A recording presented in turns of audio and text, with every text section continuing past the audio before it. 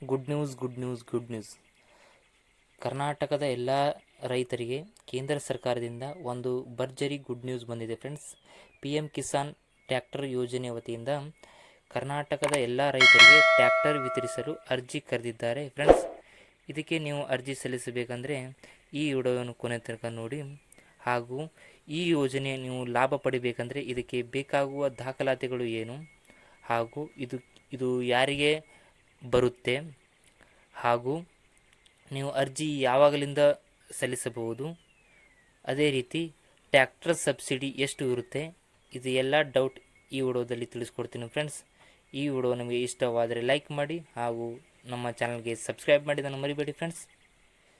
ಹೌದು friends, PM Kisan ಯೋಜನೆ ವತಿಯಿಂದ ಕರ್ನಾಟಕದಲ್ಲಿ ಆರ್ಥಿಕವಾಗಿ ಹಿಂದುಳಿದ ಹಾಗೂ ಬಡ ಮಧ್ಯಮ ಕುಟುಂಬದವರಿಗೆ ಟ್ರ್ಯಾಕ್ಟರ್ ಖರೀದಿಸಲು ಸಾಮರ್ಥ್ಯ ಹೊಂದದೇ ಇರುವುದರಿಂದ ಕೇಂದ್ರ ಸರ್ಕಾರದಿಂದ ರೈತರಿಗೆ ಸಬ್ಸಿಡಿ ಮೂಲಕ ಟ್ರ್ಯಾಕ್ಟರ್ ವಿತರಿಸಲು ಅರ್ಜಿ ಕರೆದಿದ್ದಾರೆ ಫ್ರೆಂಡ್ಸ್.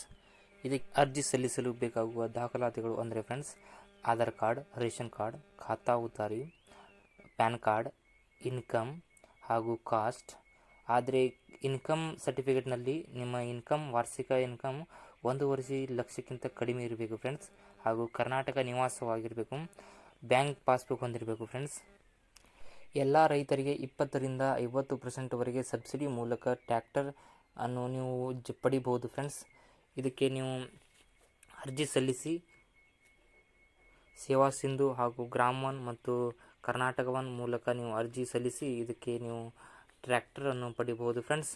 ಇದಕ್ಕೆ ನೀವು ಟ್ರ್ಯಾಕ್ಟರ್ ಬೆಲೆ 50% ನಿಮ್ಮ ಬ್ಯಾಂಕಿನಲ್ಲಿ ಲೋನ್ ಕೂಡ ನೀವು ಪಡೆದು ನೀವು ಟ್ರ್ಯಾಕ್ಟರನ್ನು ಖರೀದಿ ಮಾಡಿದ ನಂತರ ನಿಮಗೆ 20ರಿಂದ 50% ಸಬ್ಸಿಡಿ ಮೂಲಕ ನಿಮ್ಮ ನೇರವಾಗಿ ಬ್ಯಾಂಕ್ ಖಾತೆಗೆ ಜಮಾ ಆಗುತ್ತೆ ಫ್ರೆಂಡ್ಸ್. ಇದಕ್ಕೆ ನೀವು ಅರ್ಜಿಗಳು ಜನವರಿ 25ರಿಂದ ಫೆಬ್ರವರಿ 12 ನೀವು ಕರ್ನಾಟಕ ಒನ್, ಗ್ರಾಮ ಒನ್ ಮತ್ತು ಬೆಂಗಳೂರು ಒನ್ ಮೂಲಕ ಹಾಗೂ ಸೇವಾ ಸಿಂಧು ಮೂಲಕ ನೀವು ಅರ್ಜಿಯನ್ನು ಸಲ್ಲಿಸಬಹುದು ಫ್ರೆಂಡ್ಸ್.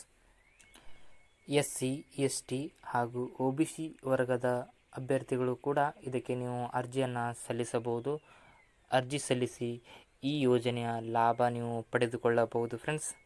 ಇದೊಂದು ಇನ್ಫಾರ್ಮೇಷನ್ ನಿಮಗೆ ತಿಳಿಸಬೇಕಂತ ಒಂದು ವಿಡಿಯೋ ಮಾಡಿದ್ದೀನಿ ಫ್ರೆಂಡ್ಸ್. ಈ ವಿಡಿಯೋ ನಿಮಗೆ ಇಷ್ಟವಾದರೆ ಲೈಕ್ ಮಾಡಿ ಹಾಗೂ ಇದೇ ಥರ ಹೊಸ ಅಪ್ಡೇಟ್ಗಾಗಿ ನೀವು ನನ್ನ ಚಾನಲ್ಗೆ ಸಬ್ಸ್ಕ್ರೈಬ್ ಮಾಡೋದನ್ನು ಮರಿಬೇಡಿ ಫ್ರೆಂಡ್ಸ್. ಧನ್ಯವಾದಗಳು. ಜೈ ಹಿಂದ್.